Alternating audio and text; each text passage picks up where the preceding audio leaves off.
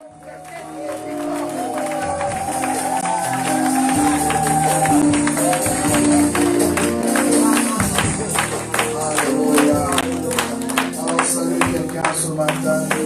te voir dans la présence du Seigneur.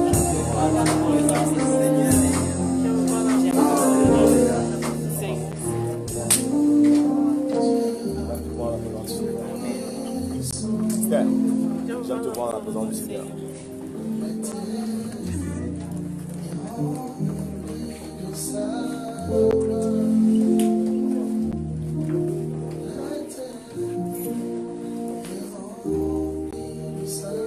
Amen. Nous pouvons reprendre place. Ce matin, avant de prêcher, je m'aurais invité quelqu'un qui a un témoignage. Amen. Nous sommes vraiment dans une période où le Seigneur nous fait extrêmement du bien. Et nous aimons ça quand nous voyons les gens que Dieu a visités revenir devant le Seigneur pour lui dire merci et pour témoigner de sa puissance et de sa grandeur.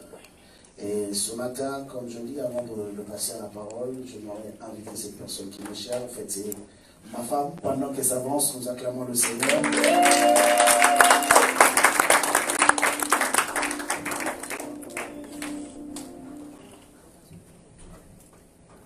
Amen. Amen. Que le Seigneur vous bénisse abondamment. Amen. Je ne sais pas vous, mais moi je suis vraiment dans la joie. Amen. Surtout qu'on a tous fêté ici le premier. Et de voir que dès que l'année commence, Dieu fait tellement de grandes choses. Mais avant de témoigner, je vais chanter une chanson. J'ai appelé ça des hymnes. Ce sont des chansons qui ne finissent pas. Mais j'aurais besoin de votre aide aussi. Si on peut se lever, juste pour rendre gloire à Dieu, parce qu'il est tellement merveilleux, il fait tellement de grandes choses dans nos vies, qu'on ne peut pas passer cela sous silence.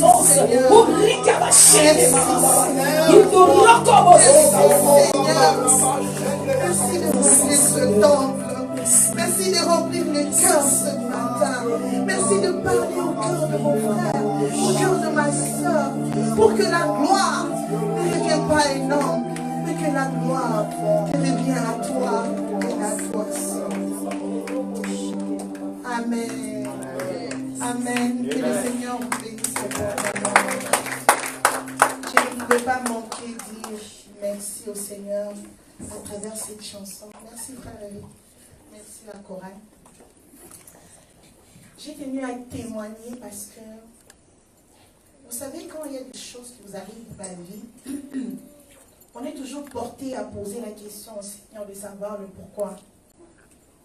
Mais il est arrivé un temps dans ma vie, j'ai dit au Seigneur, tout ce qui arrive dans ma vie, tu es au contrôle. Car ta parole déclare, tu es le maître des temps et des circonstances. Et je sais que tu habites en moi. Je n'ai pas à te poser des questions. Pourquoi telle ou telle chose? Pour arriver, vous m'avez tous vu le premier. Il m'était arrivé quelque chose, mais avant d'arriver à cet accident, je vais faire juste un petit retour dans le temps. Décembre année passée, donc en 2017, on entrait en 2018. Au début du mois de décembre, j'étais tombée. J'ai sorti le matin, je vais aller au travail. Et tout juste à la sortie, j'ai glissé. Non seulement que j'ai glissé, mais je me suis envolée en l'air. Je suis retombée, 3e marche, sur le dos. Tout ce que j'avais s'est envolé. Et je ne sais pas comment c'est arrivé. Mon téléphone est sorti de mon sac. Il est tombé tout juste à côté de ma tête. Il faisait froid ces jours-là. Alors, j'avais tellement mal ce jour-là que j'arrivais même pas à respirer.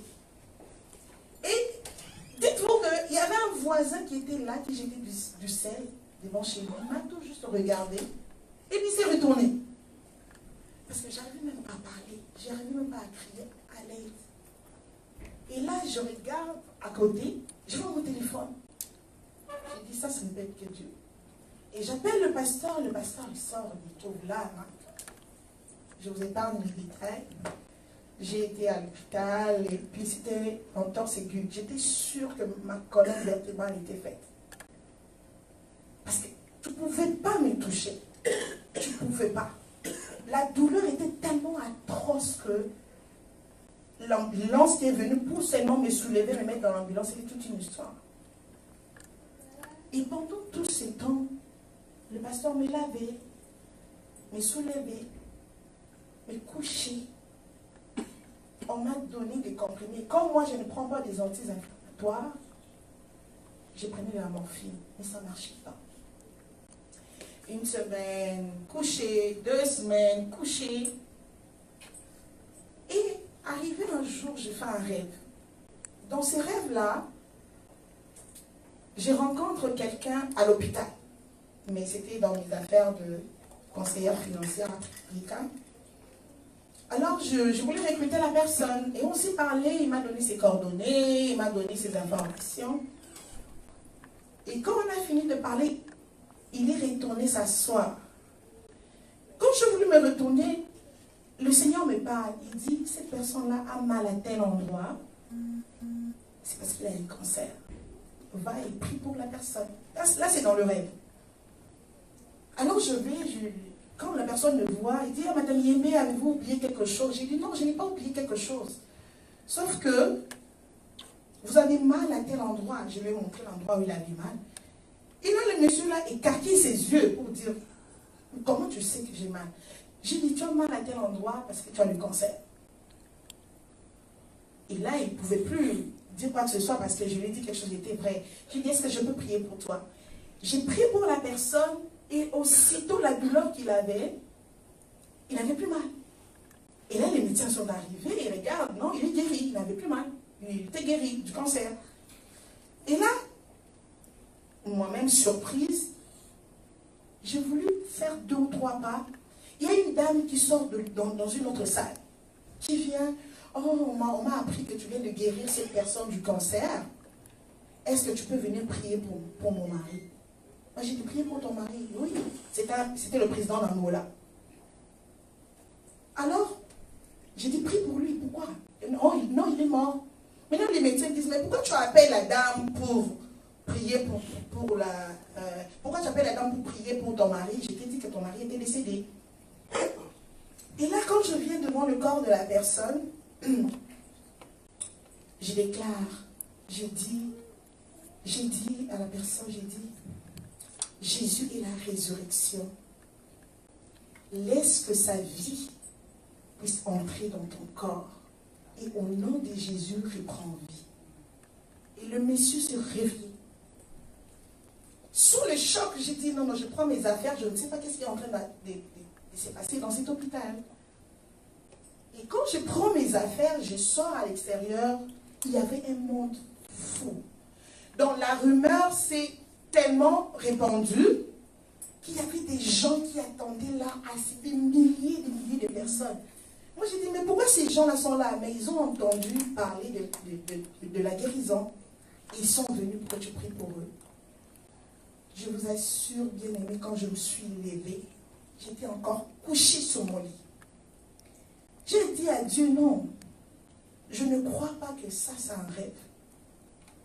Si j'arrive à guérir les gens, ressusciter des morts dans un rêve, je vais me guérir aujourd'hui. Je vous dis, c'est le pasteur qui m'a levé, mon mari est là. J'ai pris la jambe, je l'ai mis à terre. Deuxième. Je me suis levée, je ne vous dis pas la douleur. Je me suis accotée au mur, jusque dans la salle de bain. J'ai pris une douche. Je me suis maquillée. Et là, je suis sortie à la cuisine. Et le pasteur était là avec le frère Francis. Ils étaient là. Hé, qu'est-ce qui s'est passé? Comment tu t'es levée? Comment tu t'es maquillée? Et puis là, tu es là. Je dis, je suis guérie à partir d'aujourd'hui. Je ne reste plus couchée. Comment ça se fait? Au nom de Jésus, dans un rêve, les gens sont guéris. Et moi, je suis couchée. Moi, j'ai dit, peu importe le plan qui a été fait contre moi, il me laisse sans effet. Et l'erreur que j'avais faite, c'est que je n'étais pas venue le 31 pour faire le réveillon 2018. J'étais restée à la maison avec les enfants parce que j'avais quand même des petites douleurs, je ne voulais pas prendre de chance. Et puis, le pasteur était parti. J'ai dit, non, laisse-moi les filles, je vais rester avec les filles. Tout le long de l'année 2018, j'étais malade. Tout le temps à l'hôpital. Tout le temps à l'hôpital. Il y avait toujours des diagnostics. Si vous allez aujourd'hui à l'hôpital de Verdun, mon dossier est rendu là. Chaque fois que vous me voyez, je suis une personne, j'étais malade. J'ai dit j'étais malade. Parce qu'entre-temps, Dieu a fait quelque chose. Je vais à l'hôpital, j'avais toujours des douleurs au thorax. Et là, on me parle d'angine de poitrine. Angine de poitrine, c'est la petite sœur du crise cardiaque. Donc, j'ai couru la chance de faire un infarctus n'importe quand. Alors, c'était, j'ai joué un peu au yo-yo, là, une chance que j'avais accouché, j'avais congé de maternité. Mais au mois de mars, je devais retourner au travail. À chaque fois que je suis au travail, la douleur s'intensifie. Quand je reste à la maison, je veux bien. J'ai posé la question, Seigneur, que veux-tu? Parce que là, je ne comprends pas, je suis tout le temps malade. Et là, deuxième diagnostic tombe. J'ai l'apnée du sommeil. Ça veut dire que quand je dors la nuit, il y a des séquences où je ne respire pas. Je suis morte. En principe, je suis morte. Et je respire, je suis morte, je respire, c'est comme ça. Et alors, on m'a donné une machine à tester à la maison. Je ne vous dis pas, le pasteur, comme m'a regardé, il dit non. Tu ne vas pas rester branché comme ça toute ta vie. En principe, je devais rester branché à chaque nuit, à chaque soir, à chaque minute, avant de dormir, pour me procurer de l'oxygène. Donc la sœur Marianne que vous voyez ici dimanche en train de sourire, était dans cette étape-là. Et là, dans cet état-là, alors là, vous savez, il y a beaucoup de... Je ne veux pas aller dans tout ce que j'ai vécu comme maladie, circonstances. Je vais faire ça court. Mais pendant ce moment-là, c'est le moment où je me suis rapprochée plus de Dieu. Parce qu'écoute, tu n'as rien à faire, tu es au lit. On dit, ne pas toucher quoi que ce soit. Je ne peux pas soulever du lourd. Je ne peux pas avoir trop d'émotions. Je ne peux pas rire à fond. Parce que là, tu sens que là, tu manques de respiration. Et là, j'entends une voix du Seigneur qui dit, serre-moi. Oh, je vais te servir. Moi, j'ai dit, on te sert déjà. Comment je vais te servir encore? Parce que je te sers déjà. Je dis, ok. Quand tu entends la voix de Dieu te dire, ok. Je me suis entêtée. Je retournais au travail. On me ramenait à la maison. Je retournais au travail, on me ramenait à la maison. C'était comme je jouais au yo-yo tout le temps. Parce que je n'allais pas bien. Alors, moi j'ai dit, ok, d'accord. Que veux-tu que je fasse? Il dit, oublie-toi. Oublie tout ce que tu as comme maladie. pense aux autres. Donc chaque jour, le Seigneur me donnait des noms de gens à l'église, ailleurs, à l'extérieur, pour que j'intercède. Je ne vous mentirai pas, Dieu parlait. Mais c'était le travail, c'était le deal. Moi, j'ai dit d'accord. Arrivé presque vers la fin de l'année, au mois de novembre, j'ai dit au Seigneur, d'accord. Je continue à intercéder pour les gens. Je commence à me donner chaque jour les noms. Il y a certaines personnes ici, je vous appelle. Ah, aujourd'hui, c'est ton nom qui a été tiré. Voilà le message pour toi. Je vous dis, je guérissais. Mais il y avait un problème. J'ai continué à prendre 5 médicaments. Et l'hôpital attendait à ce que je vienne acheter la machine. Je vous assure qu'on m'a fait un don de $2000 pour acheter la machine. Et je l'ai bouffé. Parce que j'ai dit à Dieu, je l'achète.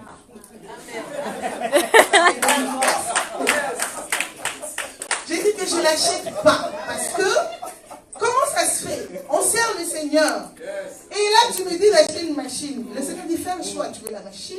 Et puis, la personne qui m'a donné ces $2000, je ne pouvais jamais imaginer. En plus, vous voyez, hein, 2000 pièces arrivaient dans mon compte un bon matin.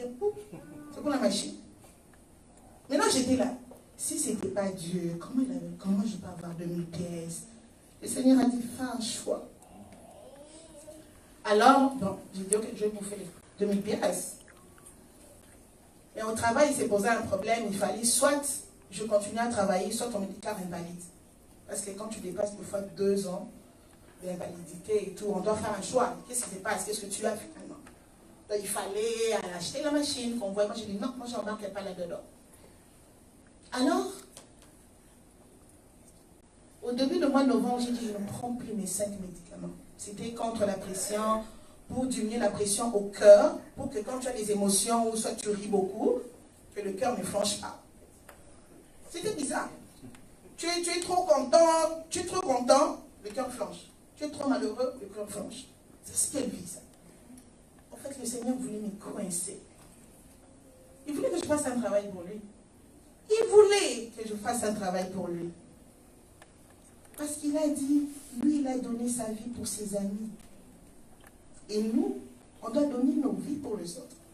Il dit, à chaque fois que tu penseras à l'autre, moi je penserai à toi. Quel est le deal? Qui gagne le plus? Entre vous et moi. C'est moi qui gagne le plus. Parce que Dieu il est Dieu. Alors, je me suis mis au travail. J'ai passé une journée à chercher Dieu pour les autres. À prier pour les autres. Et je vous assure, Dieu, je ne travaille pas jusqu'à maintenant. Hein. Mais Dieu pourvoit.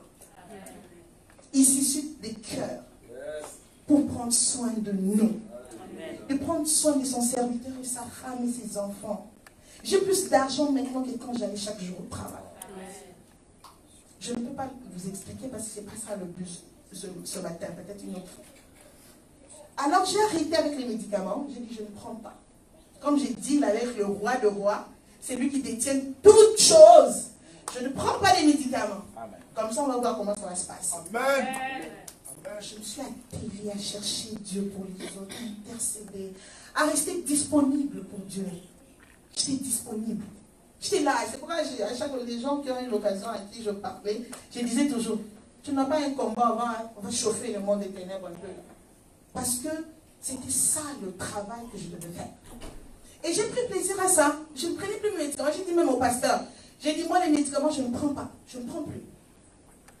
Alors, le temps de retraite est arrivé. Avant le temps de retraite, j'ai eu un temps de retraite personnel. Mais pendant ce temps de retraite-là, le Seigneur a traité une alliance avec moi. Je ne veux pas rentrer dans l'alliance parce que c'est l'alliance.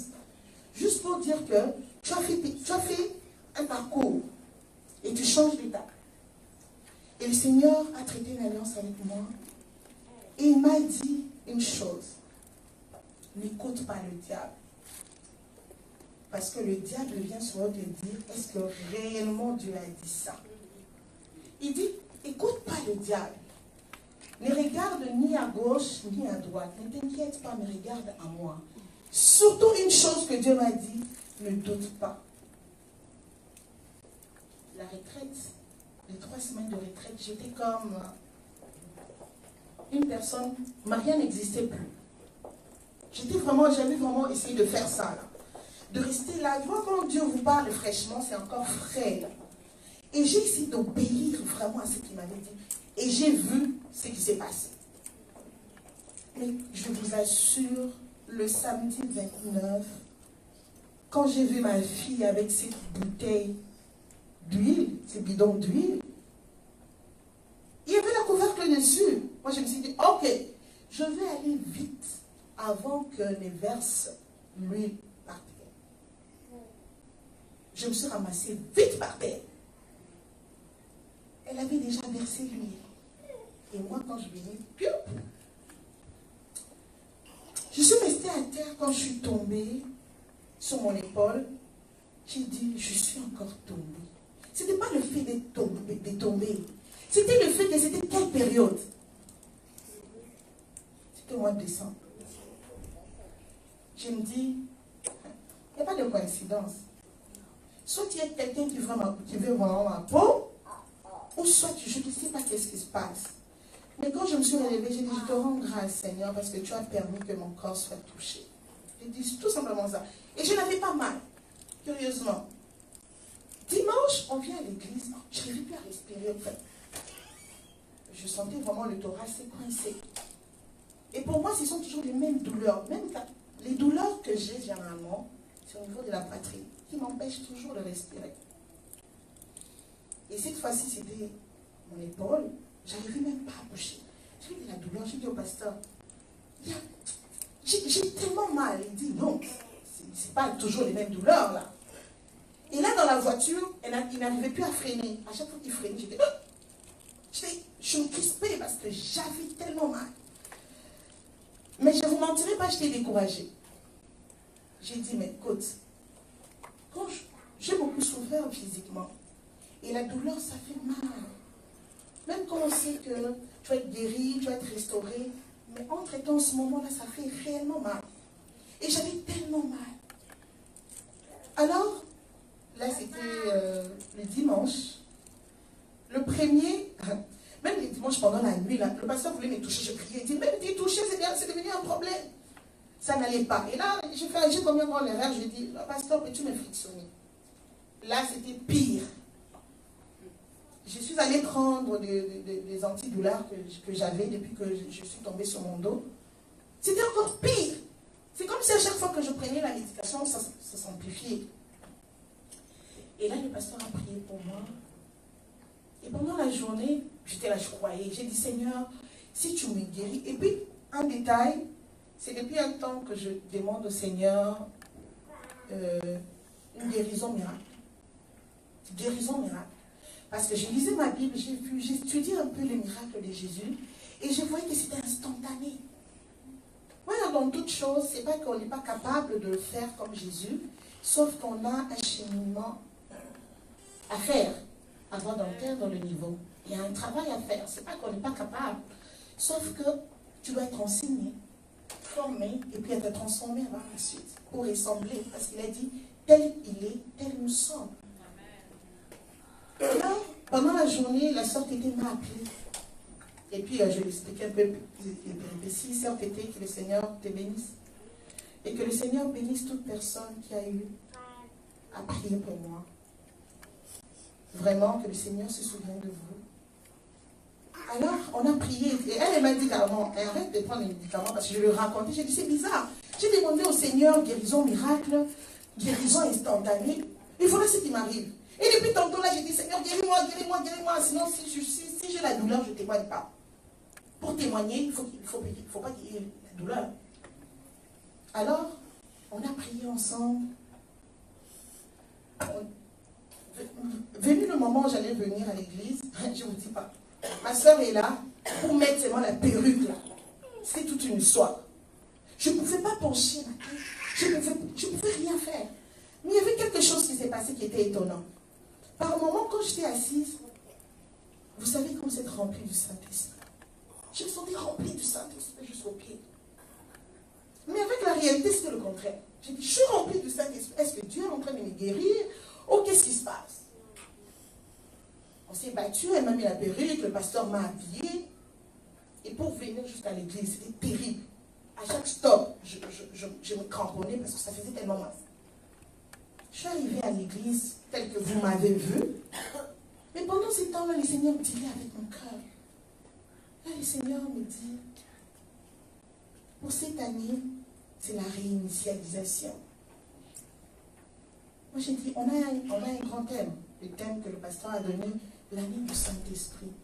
Mais la réinitialisation, il dit oui, la réinitialisation. Sous le coup, tellement que j'avais mal, j'ai dit, je ne vais pas penser là-dessus. Je vais aller dans le bureau du pasteur. Ça s'empirait encore là-bas. Mais je restais quand même focalisée au Seigneur. J'ai gardé le bienfait de Dieu pour ne pas me lamenter sur mon sort. Parce que je ne rentrais pas quand je vous voyais danser. J'ai dit, toute l'église danse. Toute l'église loue les seigneurs. Et moi, je suis assise. À moi que j'ai vraiment une mission spéciale. Parce que rester là, j'étais là. J'ai dit, non, je ne reviens pas. Seigneur, cette année encore, je ne peux pas te louer. Quand je m'entêtais pour rester debout, quand il fallait chanter, j'étais out. Je suis allée au bureau. Fini, l'ancien m'a donné ses médicaments. Ça m'a permis juste le temps d'essayer de parler. Mais je n'arrivais pas à avaler. Il a prié pour moi. Et quand on est rentré à la maison, on avait l'idée, c'était déjà le matin, on avait l'idée d'aller à l'hôpital quand même, faire une radio. Alors pendant la journée, pasteur, c'était la journée même du premier. C'était le 2. Le premier, on a passé au 2. On devait aller le matin. Ma soeur est venue le matin. Elle m'a dit, Ya Marianne, est-ce que tu vas aller à l'hôpital? J'ai dit, bon, je reste là toute la journée à prier. Elle s'est même exclamée. J'ai dit, va à l'hôpital, quand même, on va essayer de voir est-ce que tu as quelque chose de cassé ou pas. Le Seigneur est bon. Lui seul, il sait quand il fait quelque chose. Il sait le pourquoi de toutes choses. Même si l'ennemi veut atteindre ta vie. Mais le fait seulement de savoir que Dieu est là. C'est lui qui régénère le corps. C'est lui qui guérit. C'est lui qui restaure. Oui, le diable sera toujours après nous. Parce qu'il en veut à ce que nous avons au-dedans de nous. C'est pas ça le problème. Le problème, quelle est ta relation avec le Seigneur? C'est ça qui va te garantir le reste. Alors j'étais là au lit en après-midi et puis les gens m'appelaient, beaucoup de monde, la soeur Lydie m'a appelé, beaucoup de monde m'ont appelé, m'ont encouragé et tout. Et là j'étais là, j'écoutais un message, payer un prix. Il dit, comme nous nous réunissons, le message, le pasteur Marcelo disait, comme nous nous réunissons ici, le but c'est qu'à chaque jour, qu'il y a un cœur enflammé pour Jésus. Si nous venons ici à chaque dimanche et qu'il n'y a pas un cœur enflammé pour Jésus, nous avons échoué. Parce que Jésus est là pour enflammer nos cœurs pour lui. À chaque jour, à chaque dimanche qu'on vient, on vient chercher un plus pour notre marche, pour notre avancement avec lui. Alors, j'ai eu un désir juste d'aimer le Seigneur, de l'adorer, de lui dire que j'avais soif de lui, j'avais faim de lui. Mais je n'arrivais pas à m'agenouiller parce que j'avais une douleur. J'ai dit à mon corps, même pas la douleur ne me séparera de l'amour de Christ. Amen. Alors je me suis glissée par terre, le pasteur est témoin. J'ai commencé à prier, j'ai fait mal. Mais je n'ai pas fait cas de ma douleur. J'ai commencé à prier, j'ai commencé à aimer le Seigneur. J'ai commencé à l'adorer. Je lui ai dit, Seigneur, tu es tellement merveilleux. Mon âme a soif de toi. Mon corps ne peut pas m'empêcher de te dire que tu es bon. Tu es merveilleux. Nul n'est comme toi. J'adorais tellement le Seigneur que j'ai commencé à trembler de tous mes membres. C'est pourquoi cette chanson, je l'ai chantée. Pourquoi? Parce que j'ai chanté aussi cette chanson. Je lui disais, Alléluia. Qu'il est merveilleux, qu'il est glorieux. Bien aimé, à un moment donné, j'ai pensé que le pasteur avait ouvert la porte de la chambre. J'ai senti un vent dans la chambre, remplir la chambre. Je n'ai pas voulu ouvrir mes yeux, j'ai dit, c'est sûr que soit c'est les enfants, soit c'est le pasteur. Et à un moment donné, il y a eu un feu qui m'a traversé le corps. Vous savez, quand vous êtes électrocuté, c'est cette sensation qui reste après avoir été électrocuté. C'est ce qui se passe. Et j'ai tremblé, je parlais en langue, j'ai tremblé. Dieu était descendu. Dieu était là. Vous savez, quand j'ai fini de prier,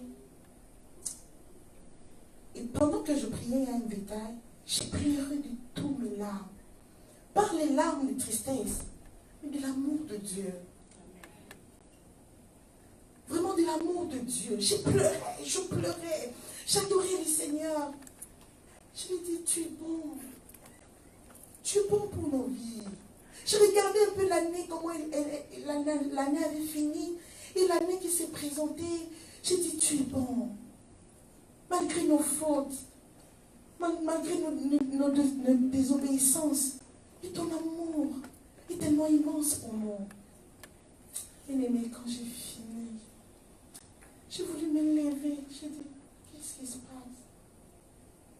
C'est comme si j'ai réalisé au ralenti que j'étais guérie instantanément. Je n'avais pas de douleur. Pasteur Noé est là, ma soeur est là, son prétendant était là. Et tous m'entendaient prier comme une foule. Je n'avais pas de douleur. Moi qui n'arrivais même pas à avaler, même pas à tousser. Si tu me vois en train de tousser, tu peux penser que j'étais... Je ne sais pas. Instantanément, j'étais guérie. Vous savez ce que le Seigneur m'a enseigné? Seule sa présence nous suffit. Des fois, on demande beaucoup de choses. Juste le fait, la Bible dit, fais de l'Éternel tes délices. Il fera ce que ton cœur désire. En ce moment-là, je l'avais désiré. Il était mes délices en ce moment-là. Et il a su dans mon cœur que j'avais besoin de guérison. Et il m'a guéri. Après, je suis sortie. Et j'ai dansé, j'ai dit, regardez, j'étais là, je faisais ça, je bougeais, je fais la vaisselle sous émotion. Vous avez déjà fait la vaisselle sous émotion? Je fais la vaisselle, j'avais le goût de faire le ménage. J'étais là, quand je regardais le pasteur, je dansais tout le temps avec mon épaule. Jésus est réel. C'est qu'il dit dans sa parole, il est réel. C'est une question de temps. Mais si vous n'êtes pas le cobaye, comment vous allez le transmettre aux autres? Amen. J'avais besoin de guérison miracle. Mais le Seigneur a accompli un vœu. On était tous ici la dernière semaine.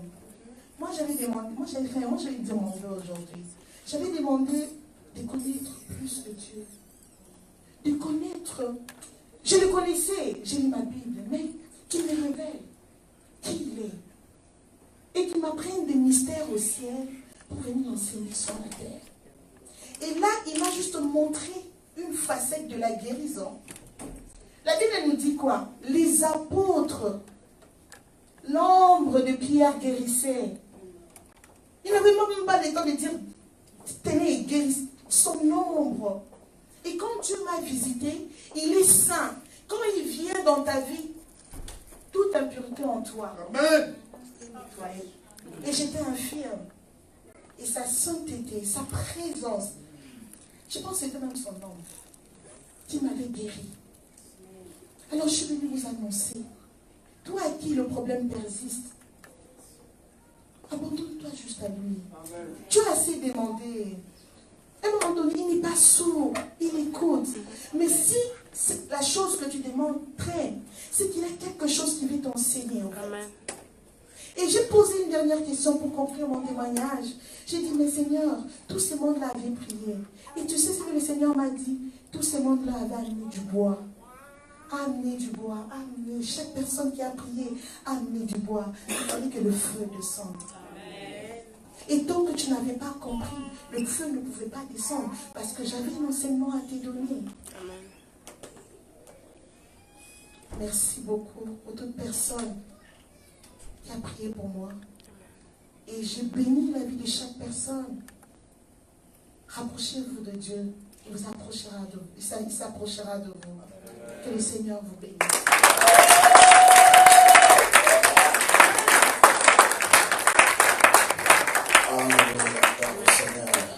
Alors, tel que nous sommes là, nous voulons nous lever pour honorer encore la présence de notre Dieu. Est-ce que quelqu'un peut pousser simplement les cris de joie? Oui, la guérison miracle existe. Dieu le fait encore. Et vous avez des problèmes. Donc, si tu doutes, c'est ton problème. Mais si aujourd'hui. Amen. Amen. Alors sans plus tarder, nous allons prendre la parole de Dieu. Nous sommes dans le livre de Matthieu. Matthieu chapitre 22. Matthieu 22, versets 37 à 38. Matthieu 22, 37 à 38. Je vais lire rapidement pour gagner le temps.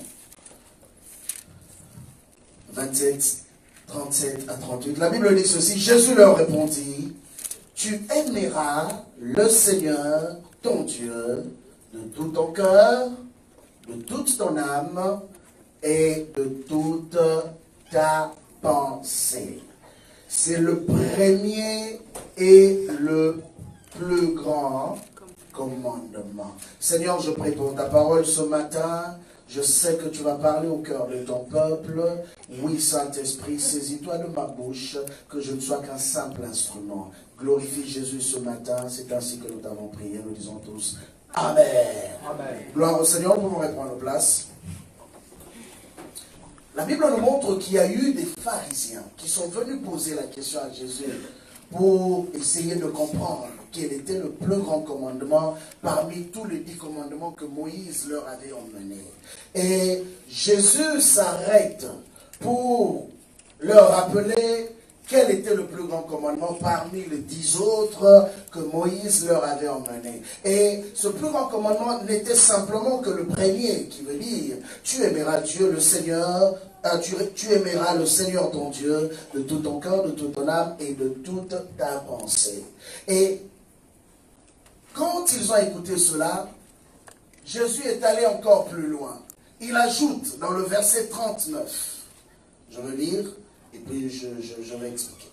Le verset 39 et le verset 40, il dit, et voici le second, qui lui est semblable. Tu aimeras ton prochain comme toi-même. De ces 2 commandements dépendent toute la loi et les prophètes. Ce matin, nous allons parler de la loi de l'honneur. Amen. Amen. La loi de l'honneur. Je vais parler pendant quelques minutes, je vais simplement introduire et dimanche prochain, nous allons continuer. Jésus nous donne 2 commandements clés.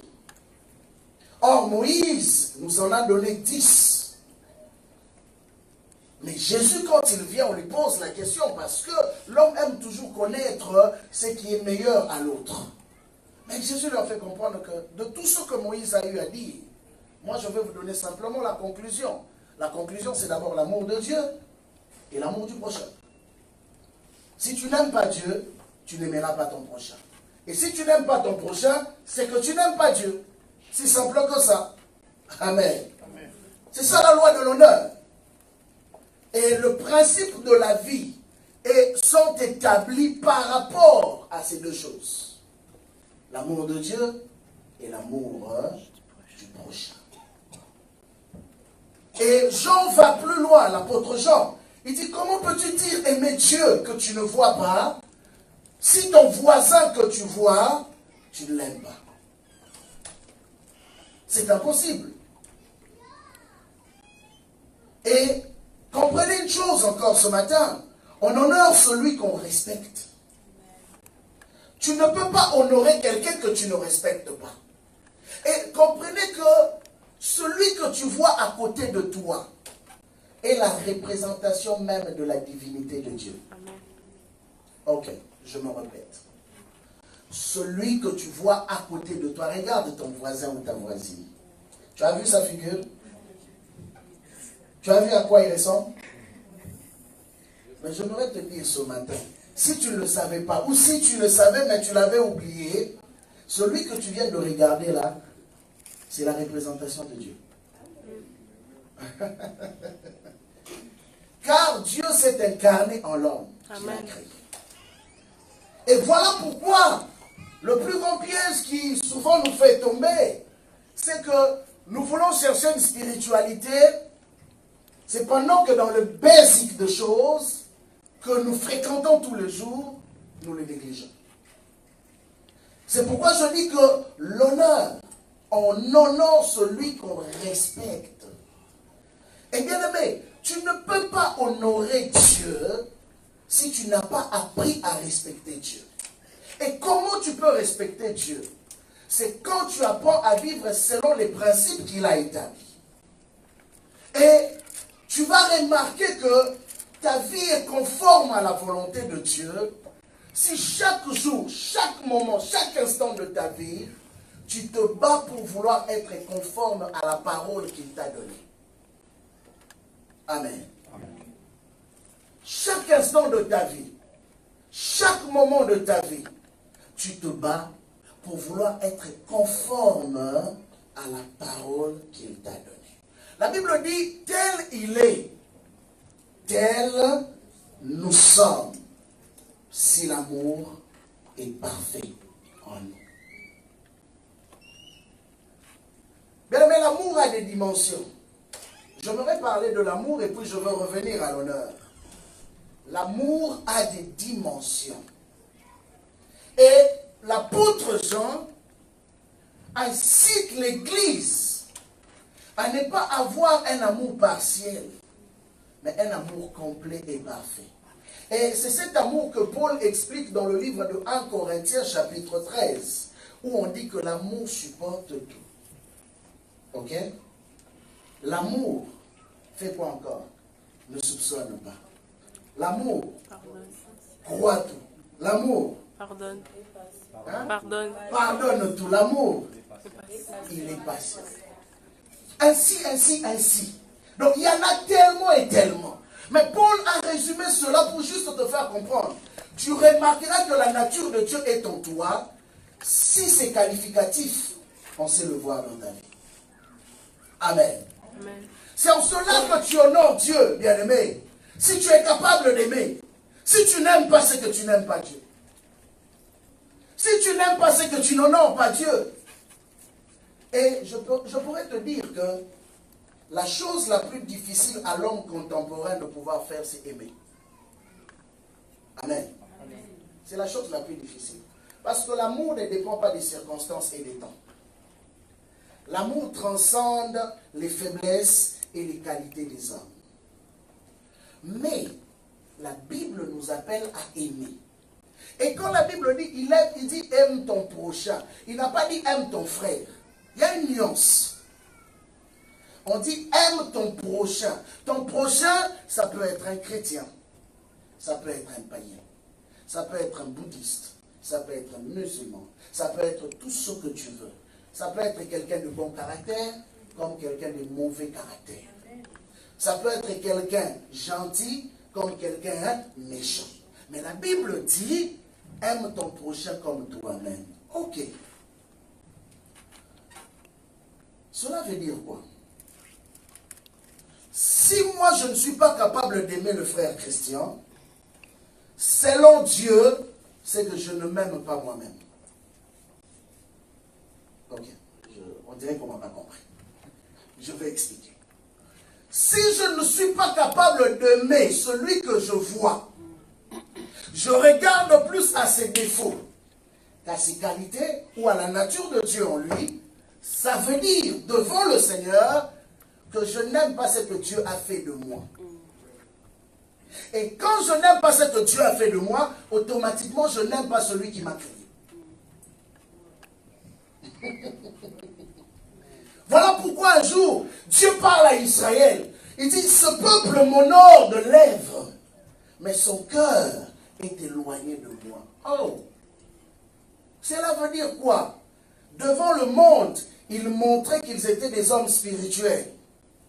Devant le monde, ils montraient qu'ils étaient des religieux. Et vous savez, souvent les religieux ont des jugements très sévères vis-à-vis des autres.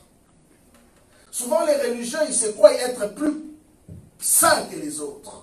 Souvent les religieux pensent que eux, ils ont été acceptés et les autres rejetés. Qui te dit ça? La Bible dit, les premiers seront les derniers. Ne t'en fais pas. Les tueurs d'aujourd'hui peuvent demain devenir les grands apôtres.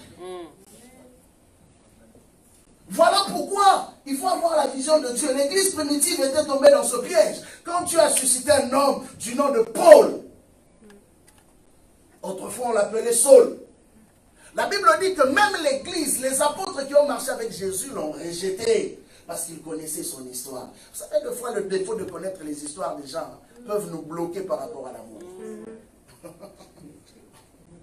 Tu connais tellement trop de la vie de l'autre, tu connais tellement ce qu'il a fait ou ce qu'elle a fait, que tu ne crois pas que Dieu peut le changer ou Dieu peut la changer.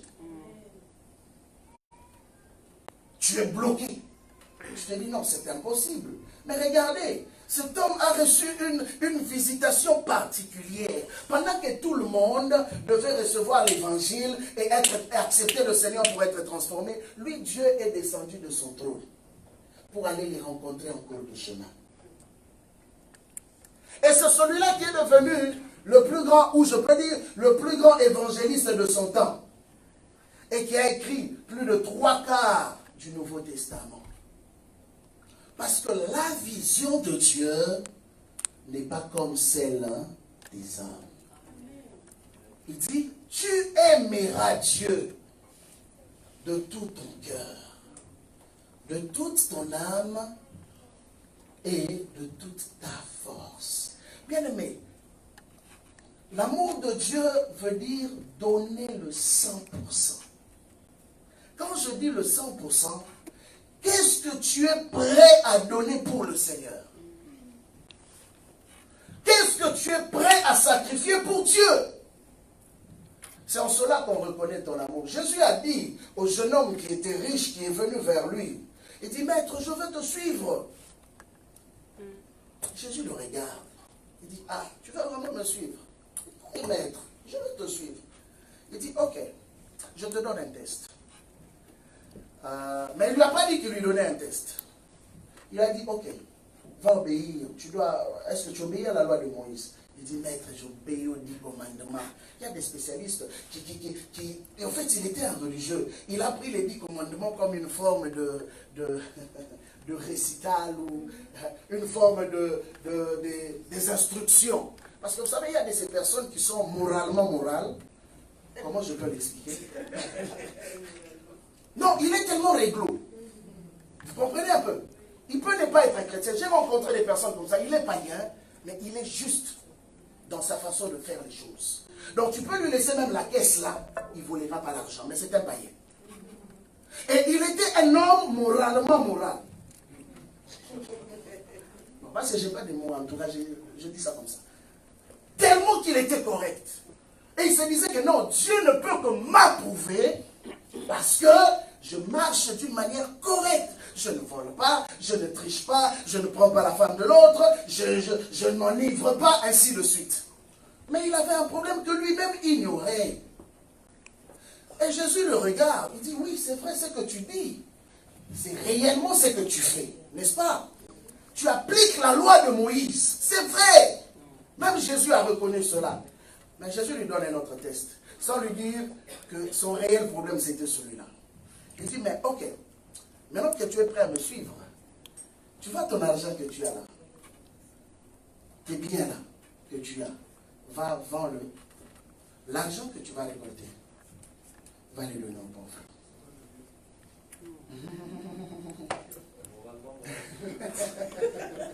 C'est là que tout a changé.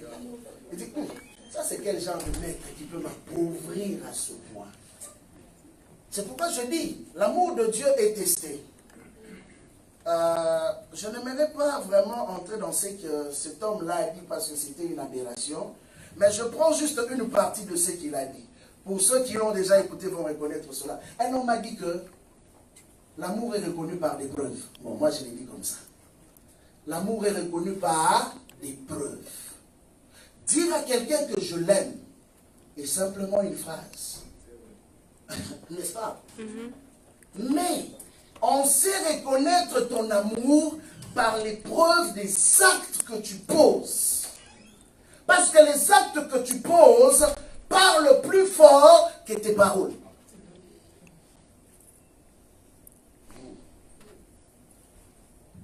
Et la Bible dit ceci. Qui nous a prouvé ça? C'est Dieu. La Bible dit, car Dieu a tant aimé le monde qu'il a donné Si Dieu n'avait pas aimé, il n'allait pas donner. Mais il a tellement aimé que son amour était prouvé par ce qu'il pouvait faire. Et il a donné son fils. Bien-aimé, Dieu appelle son Église aujourd'hui à vivre à une hauteur plus élevée, à une dimension d'amour plus élevée que ce que nous retrouvons dans le monde. Dans le monde, on fait des alliances à cause des intérêts, n'est-ce pas? J'ai écouté un homme qui a dit un jour, pour que je sois ami avec toi, il faut que j'ai un intérêt, n'est-ce pas? C'est vrai. Il y a un intérêt qui doit me lier à toi.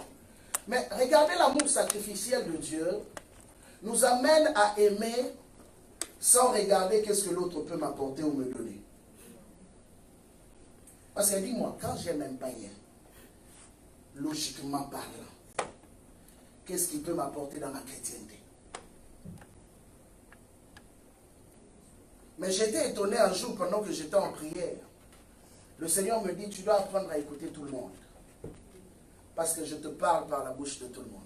Amen. Et même à travers les païens. Et c'est vrai, dans mon parcours, j'ai remarqué cela. De fois, Dieu a eu à me parler par la bouche des païens. Et très souvent, même. Pourquoi? Parce que Dieu peut utiliser même la naisse de Balaam pour se révéler à toi. Mais souvent, qu'est-ce qui se passe? Tellement que nous ne respectons pas ce qui a été établi par le Créateur, nous jugeons déjà et nous fermons la porte à ce que le Créateur pourrait être capable de faire dans nos vies. C'est pourquoi la Bible dit, il n'y a que 2 commandements. Il n'y en a pas 3. Tu veux savoir que tu marches avec Dieu et pour Dieu. C'est dans la dimension de la façon dont tu aimes celui que tu vois. Oh, et la Bible dit, plus loin, aimez vos ennemis. Même l'ennemi est ton prochain. C'est là que les Romains sont paniers. L'ennemi est ton prochain. Et la Bible dit, aimez vos ennemis. Et même si possible, priez pour vos ennemis. Oh, quel exercice assez difficile. Quelqu'un que je sais qui me veut du mal. Quelqu'un que je sais qui ne m'aime pas. Mais la Bible m'appelle à l'aimer. Et même à prier pour lui. C'est là qu'on reconnaît les chrétiens. Les chrétiens, on ne les reconnaît pas. Simplement quand nous venons en costard. Dimanche. Quand nous prions, nous élevons nos voix. Les chrétiens, on le reconnaît quand nous sommes capables de passer à travers. Quand nous sommes capables d'oublier le passé. Quand nous sommes capables de fermer les yeux au mal. Vous savez, si Dieu Tout-Puissant ne pouvait regarder qu'au mal que nous faisons, je vous assure qu'aucun d'entre nous n'allait avoir accès à cette salle ce matin. Amen. Commençons par moi. Parce que on t'a déjà montré la dimension des choses que tu penses. Ça t'est déjà arrivé, même un seul jour. Que tu vois ce que tu penses. Toi qui penses être spirituel. Qu'on te montre simplement en 30 secondes qu'est-ce qui a traversé ta tête. Ça t'est déjà arrivé, non? C'est pourquoi nous pensons que nous sommes tellement saints. Parce que si on te montre juste les 30 secondes de tes pensées, je crois que ce jour-là, tu vas haïr même ta nature. Tu vas réaliser que hey, j'étais aussi sale comme ça. Mais je ne le savais pas. Un jour, Dieu emmène l'homme de Ésaïe dans sa présence. Et ce que j'aime avec le parcours d'Ésaïe, c'était un prophète merveilleux. Mais quand vous lisez le chapitre 1, 2, 3, 4, 5, cet homme avait l'habitude de venir vers Israël comme le juge. Malheur à vous, malheur à vous, Malheur à vous. Malheur à vous. Ok. Dieu a dit oui, c'est vrai que ce sont des paroles que moi je te donne. Mais j'aimerais t'emmener à une dimension plus élevée. Mais avant que je ne t'emmène là, j'aimerais d'abord te révéler quelque chose dont tu as besoin. Mais Dieu ne lui a pas dit quoi. La Bible dit que dans l'année de la mort du roi Osias, Ésaïe fut enlevé pour être emmené dans la présence de Dieu. Et la Bible dit qu'il a tellement contemplé la sainteté de Dieu. C'est ce jour-là que le grand prophète Ésaïe a réalisé que non, le malheur là n'était pas juste pour les autres. Malheur à moi, le langage a changé. C'était plus malheur à vous, mais c'était rendu malheur à moi. Pourquoi? Parce qu'il venait de réaliser qu'il n'était pas plus propre que ceux à qui il allait parler. Mais c'était simplement une grâce qui lui avait été accordée. C'est la preuve qu'on doit changer les micros. Le système est complet. Bon, le frère Christian a ajouté le système est complet. Gloire à Dieu. Alors,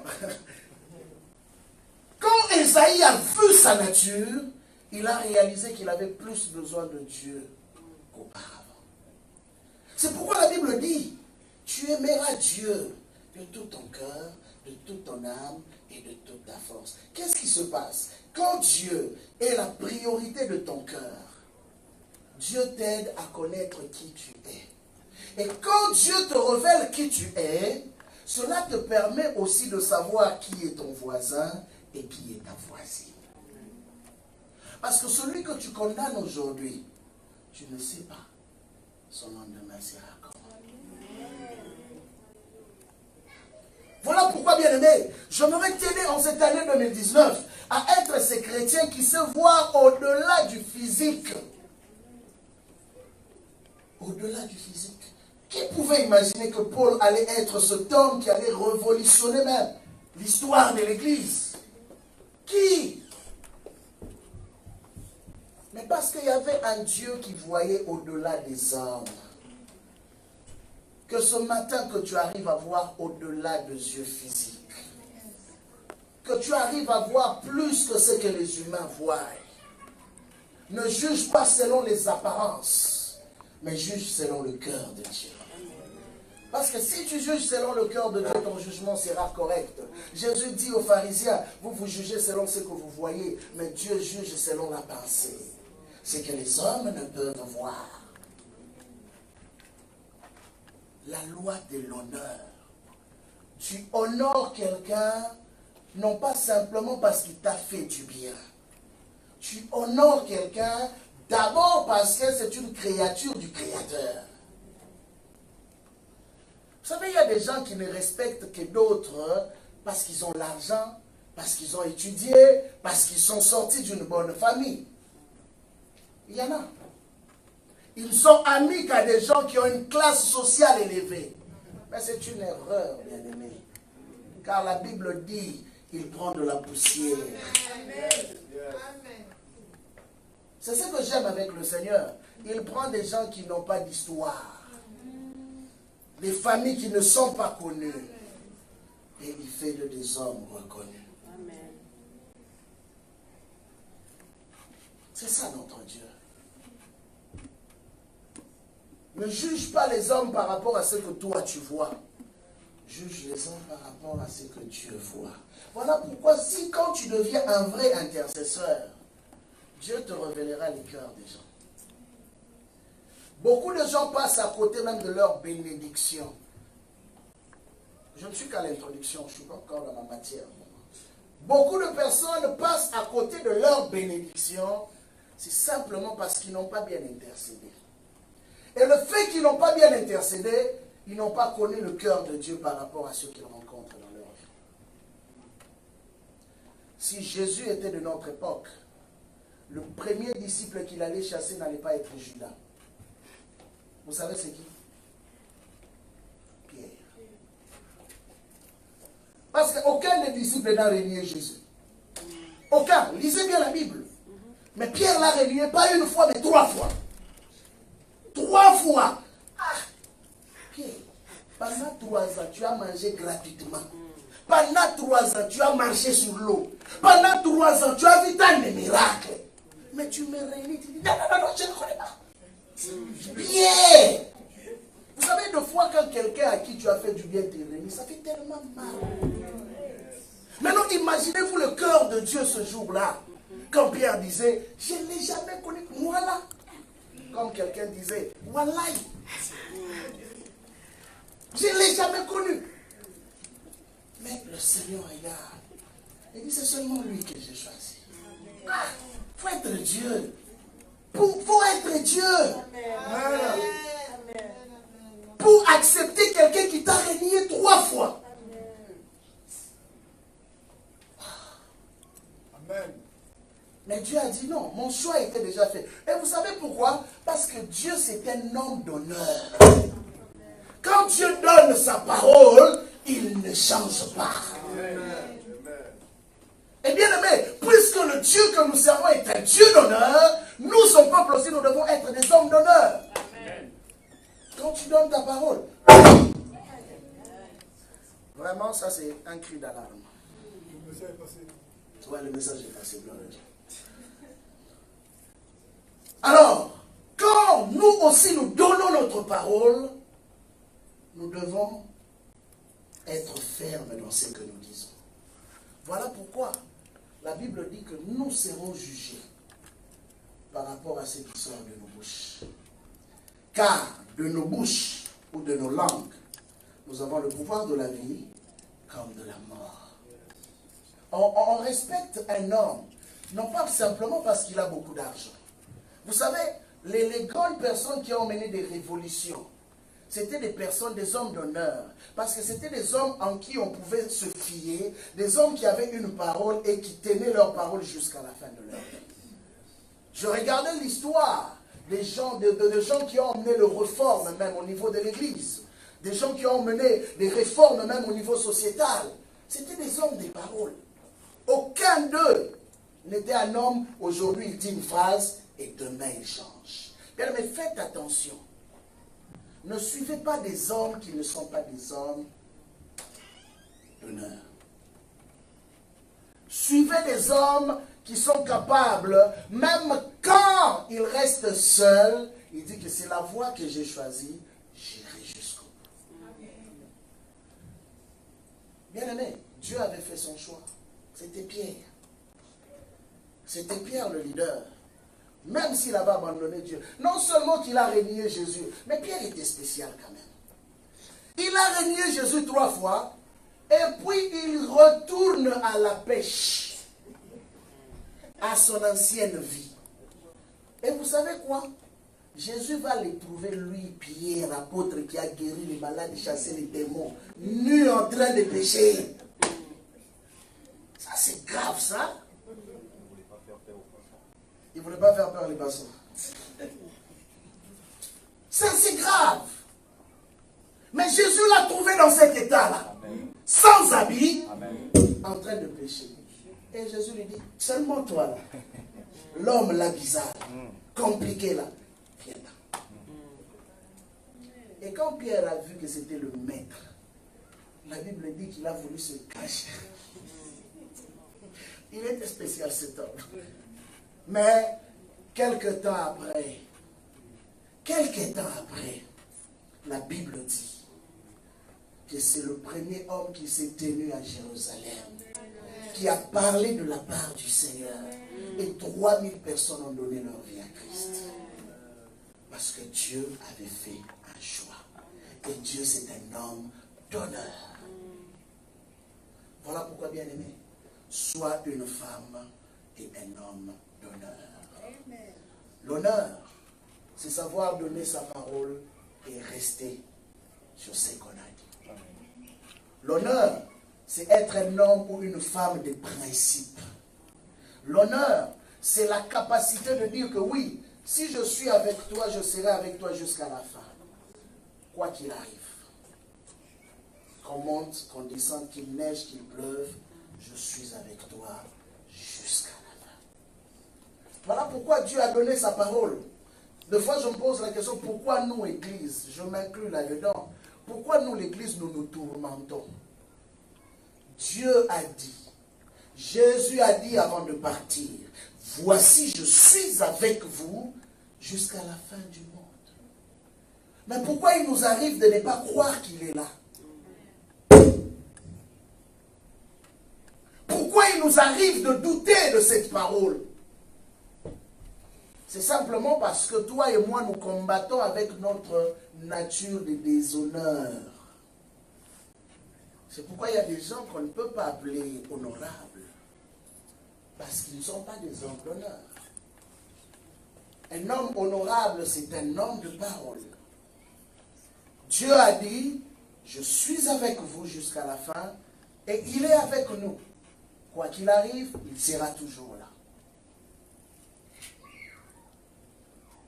Alors, ma prière pour toi ce matin, en cette année 2019, là que nous venons d'introduire encore cette nouvelle année, que tu sois capable de comprendre que si tu veux exceller dans tout ce que tu fais, il y a des choses que tu dois reformer en toi, que tu dois changer en toi. Il y a des choses que tu dois revoir. La Bible dit, aime d'abord Dieu. C'est-à-dire, la première des choses que tu dois entretenir plus que toute autre chose, c'est ta relation avec le Seigneur. Et la deuxième des choses, c'est ta relation avec les humains. Préfère que les autres aient des problèmes avec toi, mais pas que toi tu crées des problèmes avec les autres. N'avez-vous jamais vu des chrétiens spécialistes des problèmes? Ils ont des problèmes avec tout le monde. Avec tout le monde. Pourquoi? Eux sont toujours victimes. Mais à un moment donné, oui, tu as des problèmes avec tel, avec tel, avec tel. Mais on va se poser la question. Finalement, tout le monde est méchant, toi tu es la bonne personne. En 2019, tu dois revoir ta façon de vivre. Vous savez, le savoir-vivre, ça s'apprend. Si tu ne sais pas, pose au moins des questions. Non, c'est la vérité. Et l'humilité de poser des questions. Parce qu'il y a des gens qui ne savent pas vivre avec les autres. Qui sont antisociales. On ne peut pas vivre avec toi, on ne peut pas se confier. Parce que même quand on te confie quelque chose, on sait que ça va sortir. Ça va sortir. Et les gens commencent à... Là-bas, pas touche. Parce que ça va sortir. Bien, mais vous savez, un homme d'honneur, c'est une personne qui sait aussi garder les secrets. La capacité de nous protéger les uns les autres, c'est ça l'honneur que nous développons dans une communauté.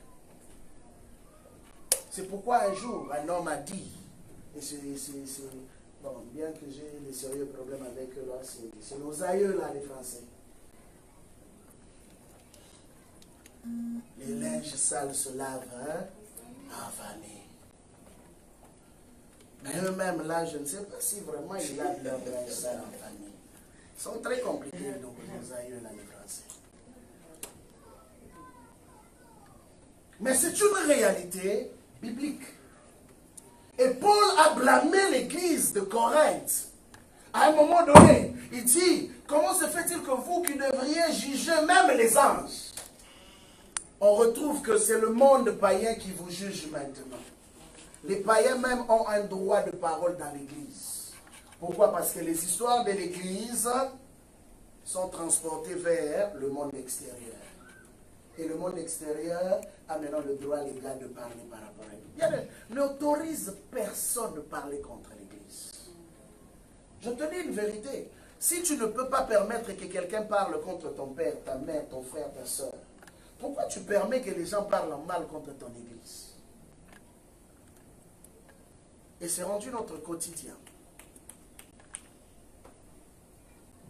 J'entrerai en détail, peut-être dimanche prochain, Dieu le voulant. Mais tu vas comprendre que l'ennemi a réussi à détruire la place de l'honneur, même par rapport au sacré. Mais si tu ne respectes pas Dieu, tu ne respecteras pas ce qui lui appartient. Mais si tu respectes Dieu, tu respecteras ce qui lui appartient. Je préfère parler des choses de l'église avec ceux qui sont chrétiens. Au moins, nous, on sait que quand on va s'asseoir, on priera, on intercédera et Dieu interviendra. Mais je vais parler avec un païen. Pour qu'un païen fasse quoi? Il ne viendra plus à l'église. Il ne viendra plus. Ne vous étonnez pas que les païens ne viennent plus à l'église. Pourquoi? Parce que la plupart d'entre nous, c'est eux qui racontent aux païens les histoires qui se passent dans l'église. Et vous les découragez. Ils disent, mais qu'est-ce que j'irai faire là-bas? Je ne suis pas là-dedans, mais je connais déjà tout ce qui se passe là-bas. Et vous, vous pensez être spirituel pendant que vous racontez les histoires de l'église aux païens. Bien aimé, la Bible dit, ce que tu ne veux pas qu'on fasse de toi, qu'on te fasse, ne le fais pas aussi à l'autre. La Bible ajoute, aime ton prochain comme toi-même. Si tu aimes ton église comme tu t'aimes toi-même, de la même façon que tu n'aimes pas que ta vie soit exposée, n'expose pas aussi la maison de Dieu. Vous savez qu'il y a des gens qui seront jugés sévèrement par le Seigneur. Non pas parce qu'ils n'étaient pas des chrétiens fidèles à l'église, mais c'est simplement parce qu'ils ont trop parlé contre la maison de Dieu. La loi de l'honneur. Faites attention. Faites attention. Dieu aime les hommes et les femmes d'honneur. Dieu travaille avec les hommes et les femmes d'honneur. Bien-aimé, je te dis ça ce matin, c'est une parole que Dieu m'a donnée. Mais je te dis ça ce matin parce que il y a des choses qui se passent autour de nous. Et j'en vois les conséquences dans la vie de certaines personnes qui n'avaient pas compris ces principes. C'est douloureux de le dire, mais j'en vois les conséquences tous les jours ici. Il y a des gens qui n'avaient pas compris le principe de l'honneur et sont sous le fléau du jugement de Dieu au moment où nous parlons. Mais sois un homme d'honneur et tu vivras la bénédiction de Dieu. Et pour honorer Dieu, tu dois apprendre à l'aimer. Et quand tu l'aimes, tu aimeras ses principes. Et ces principes nous emmènent à aimer aussi notre prochain. Que le Seigneur vous bénisse. Alors tu vas prier ce matin. Tu vas parler par rapport à cette année 2019. Tu vas dire à Dieu, Seigneur,